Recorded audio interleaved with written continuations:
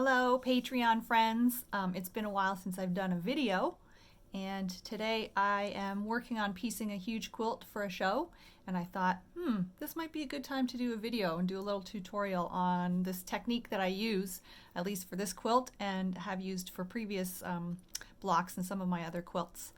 The quilt that I'm making is called the Vortex. It's a show quilt, so it's not going to be a pattern. It's for a show in January with Third Story Workshop. That's Andrea and I. We're doing a group show together here in Toronto as part of the Design TO Festival, which is an annual design show that happens in Toronto. And there's a big interior design show at the convention center, and then all kinds of vendors and galleries and shops participate in featuring different designers' work. So we're putting together our show right now. It opens January 16th here in Toronto. So if you're anywhere nearby, we do have an opening reception, and we'd love to see you there. You can come and see it, or you can check out the details at designto.org. I don't know. Look it up, you'll find it. Okay, I'm going to show you how to do this stitch and flip block. It's a block that I use in like the Rebel quilt, Just Like Heaven, probably La Fin du Monde, but I want to show you how you can be efficient with it and then maximize using any scrap that you might have. Okay, here we go. Okay, so the idea of a stitch and flip is that you're going to, it makes doing triangles really easy when the triangles have to be on the corner of a block. So in a lot of my other quilts, I'm using square blocks. This project requires rectangles, but I'm going to use a rectangle, and then I have two squares here, and these are going to become my corners. And I've marked off a line from point to point, and then I've marked off another one here, okay, and that's ½ inch away from this line. All right, done the same with this one, and now I need to orient these in the right way.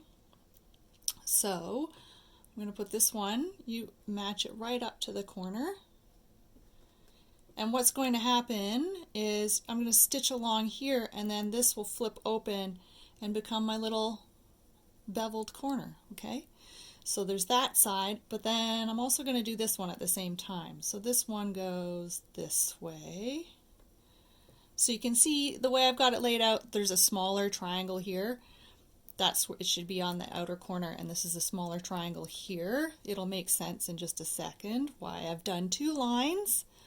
And I'm going to stitch. My machine likes to eat corners.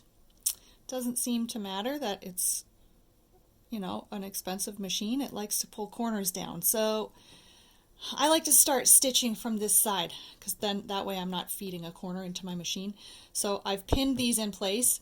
It just makes it easier. I don't always pin when I'm doing piecing, but these ones I like to, because then I've got this whole stack all ready to go.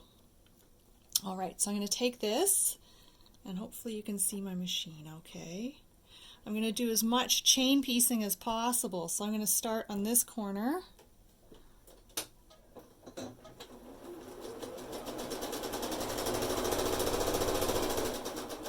Stitch all the way to the edge. Put my needle up. Pull it out a little bit so I've got a little, create a little loop. Hold the thread out of the way, and just do this other straight line here without cutting any threads. That one's done. I'm going to use my auto cutter there. If you've got one, you can use it. And then I'm going to start and do the same thing with this side. And I'm stitching right on the line that I've made.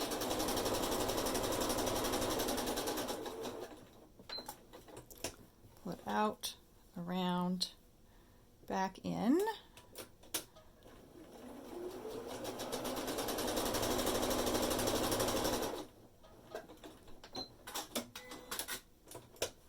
Cut. Okay, so now I've got all my lines are stitched. So the next step would be to, this is essentially, normally what you would do is you would just do the one line, and then you would cut all this off and it would go into a scrap bin. But I've done this second row of stitches because that way I can cut this off, and I'm cutting right between the two. I mean, you could use a rotary and a ruler too if you want to be nice and accurate, but I'm gonna just whack through it instead. Okay, so what I've essentially done here is this is the block that I'm using for my quilt, and then here's this extra HST I just made. It's not for this project, but now I've got an HST that I can take and I can stick it in a pile of all my extra HSTs, and then I can put it into another quilt at some point. But I've already sewn it together, it's already done, it's accurate. Boom. That way you're not just throwing it into a scrap bin and hoping you'll get back around to like piecing it together with something else some later point. I'm like, no, I'm going to do 2 quilts at once. So that's what I did there. And then you just take this and you're going to iron the seams. You're going to iron them open like this. And then I've got these nice triangles on my corners. Cool, right? Pretty awesome. I only have 238 more to do.